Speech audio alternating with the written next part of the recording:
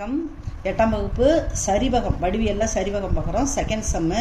இதில் இருந்து சரிவகம் வரைகிறதுக்கு 4 அளவுகள் தேவை.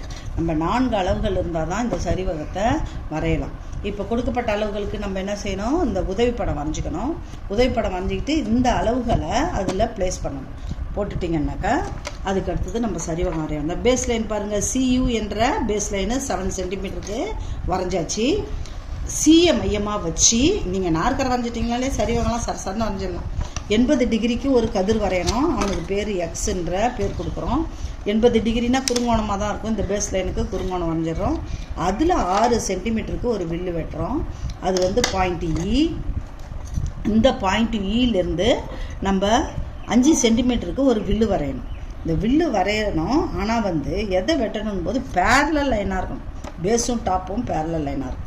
இந்த பேரலல் லைனுக்கு என்ன செய்யணும்னாக்கா, CUக்கு பேரலல் லைன் வரைகிறதுக்கு நம்ம 6ஆம் வகுப்புலேயே படிச்சிருக்கோம் இல்லையா, அதன்படி இதனுடைய ஹைட்டு பார்த்துக்கணும். இதனுடைய ஹைட்டு இந்த பாயிண்ட் Eலேருந்து ஹைட்டு பார்த்தீங்கன்னா உங்களுக்கு எத்தனை சென்டிமீட்டர் வருது, 6 சென்டிமீட்டர் வருது.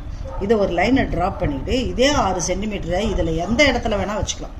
வச்சுக்கிட்டு நீங்கள் இங்கே வேணால் வச்சுக்கலாம், அங்கே வேணால் வச்சுக்கலாம், எங்கே வேணால் வச்சுக்கலாம். வச்சுக்கிட்டு இதை எடுத்துகிட்டு பேரலல் அந்த லைனை இதையும் வச்சு ஒரு என்ன செய்யணும், கதிர் வரையணும். அதுக்கு அந்த கதிருக்கு ஒய்ன்னு பேர் கொடுத்துருங்க. ஈலேருந்து ஒய்ன்னு பேர் கொடுத்துருங்க. அதில் இந்த 5 சென்டிமீட்டர் எந்த இடத்துல வெட்டுதோ அதுதான் T.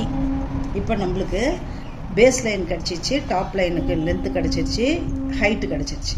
இவன் 3 பேரும் இருந்தாலே நம்ம சரிவகத்தின் பரப்பளவு கண்டுபிடிச்சிடலாம்.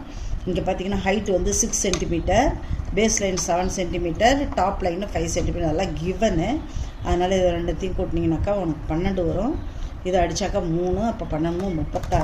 அப்போ இதுதான் வந்து சரிவகத்தினுடைய பரப்பளவு.